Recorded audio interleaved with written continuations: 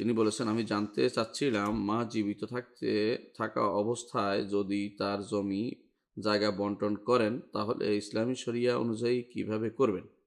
এক্ষেত্রে বড় ভাই কি মাকে বলতে পারেন বোনকে বেশি দেয়া যাবে না, নাকি বলতে পারেন না?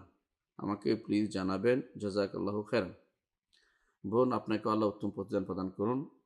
যে কোনো মানুষ তার জীবিত অবস্থায় সম্পদ বন্টন করে দিবে না, এটা হচ্ছে নিয়ম।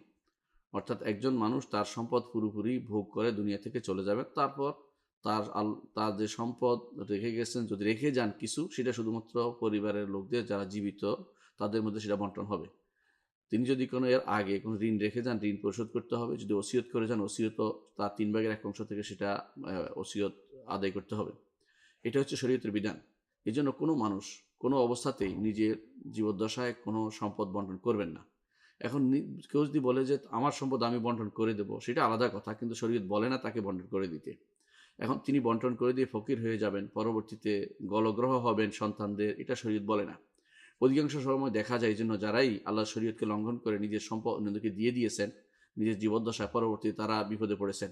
তাদের তখন আর কেউ দেখতে পারে না, তার সন্তানও, কোনো ছেলেও না মেয়েও না, কেউ তাকে সঠিকভাবে দেখাশোনা করে না, এবং সেটা তার জন্য বড় ধরনের বিপদের কারণ হয়ে দাঁড়ায়। যদিও অনেকে মনে করেন না যে তার ছেলে পরিবর্তন হবে বা মেয়ে পরিবর্তন হবে, কিন্তু যখন সম্পদ তার হাত থেকে চলে যায় সেটা পরিবর্তন হয়েই যায়, এবং সেটা অনেক আমাদের পরীক্ষিত সত্য পরিণত হয়েছে এখন। এবং অনেক সময় দেখা যায় তখন বৃদ্ধ বয়সে আর কেউ তার প্রতি কোনো গুরুত্ব দেয় না, এবং তার কোনো ভালো মন্দ কেউ খোঁজখবর রাখে না। এজন্য একজন মা বা একজন বাবা কখনো তার সম্পদ জীবিত অবস্থায় বন্টন করে দিবেন না। শরীয়ত বলে একজন মানুষ তার সম্পত্তি পরিপূর্ণ ভোগ করে একেবারে যতটুকু দান করা দান করবেন, তা কাউকে দেয়া দিবেন, খরচ করার করবেন, প্রয়োজনে তার আত্মীয় স্বজনকে দিবেন, অথবা তার মেয়েকে দিবেন, ছেলেকে দিবেন। জীবদ্দশায় আবার অর্ধেক বন্টন করা জরুরি নেই। অর্থাৎ জীবদ্দশায় একজন মানুষ তার মেয়েকে বেশিও দিতে পারেন প্রয়োজন অনুসারে, ছেলেকে কমও দিতে পারেন তার প্রয়োজন কম থাকলে, অথবা কোনো ছেলের নিঃস্ব থাকলে তাকে বেশি দিতে পারেন, কোনো মেয়ে নিঃস্ব থাকলে তাকে বেশি দিতে পারেন। এখন অর্থাৎ জীবদ্দশায়, মৃত্যুর পরের মাসালা জীবদ্দশায় নয়। মৃত্যুর পরে মাসালা জীবদ্দশায় আসবে না। মৃত্যুর পরের মাসালা হচ্ছে লিযযাকারি মিসলু হাজ্জিল উনসায়াইন। একজন পুরুষ পাবে, ভাই পাবে তার বোনের ডবল। এটা হচ্ছে মৃত্যুর পরের মাসালা। আর মৃত্যুর আগে যে মাসালা, দুনিয়ার উপরে থাকতে একজন মা তার মেয়ের জন্য বেশিও দিতে পারেন প্রয়োজন সাপেক্ষে। আর যদি মেয়ে যদি কোনো প্রয়োজন না থাকে, কোনো গরিব থাকে তার কোনো ছেলে, তাকে বেশিও দিতে পারেন, এটা শরীয়তে বৈধ। সেখানে হচ্ছে নিড বেসিস হবে, আর মৃত্যুর পরে হবে শরিয়া নির্দেশনা মোতাবেক। আল্লাহ তাআলা যা নির্ধারণ করে দিয়েছেন ফরাইজের নীতি, তাকে লঙ্ঘন করা যাবে না, করলে সেটা হারাম হবে।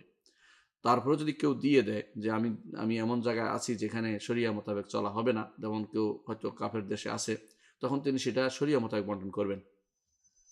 শরিয়া মোতাবেক বন্টন করলেও তিনি সেটাকে অবশ্যই বলবেন যে শরিয়া মোতাবেক বন্টন করছি, কিন্তু সেটা যেন কোনোভাবেই দুনিয়া আমার মৃত্যুর আগে যেন সেটা না হয়। অর্থাৎ শরিয়া মোতাবেক উইল করে যাবেন। শরিয়া মোতাবেক উইল করে যাবেন যাতে করে তার মৃত্যুর পরে সেটা শুধুমাত্র বন্টিত হতে পারে। শরিয়া মোতাবেক উইল করে গেলে সেটার সমস্যা আর থাকছে না। সুতরাং শরিয়া মোতাবেক তিনি উইল করে যাবেন যে আমার শরিয়া মোতাবেক উইল হবে, ইসলামী শরিয়া মোতাবেক সে এটুকু পাবেন মৃত্যুর পরে। তাহলে শরিয়া মোতাবেক যেটা সেটা উইল করতে পারবেন।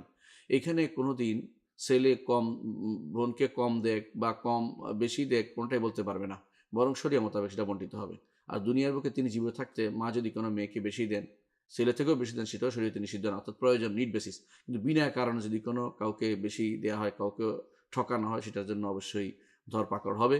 যেমন রাসূলুল্লাহ সাল্লাল্লাহু আলাইহি ওয়াসাল্লাম বলেছেন যে তিনি যখন দেখলেন যে নোমান বিন বাশির তার এক ছেলেকে বেশি দিচ্ছে, তখন তিনি বললেন, তুমি কি সব ছেলেকে সমান দিয়েছ? তিনি বললেন যে না। তখন তিনি বললেন যে আমি এর উপর সাক্ষী হতে পারবো না, আমি ছাড়া অন্য কাউকে তুমি সাক্ষী বানাও।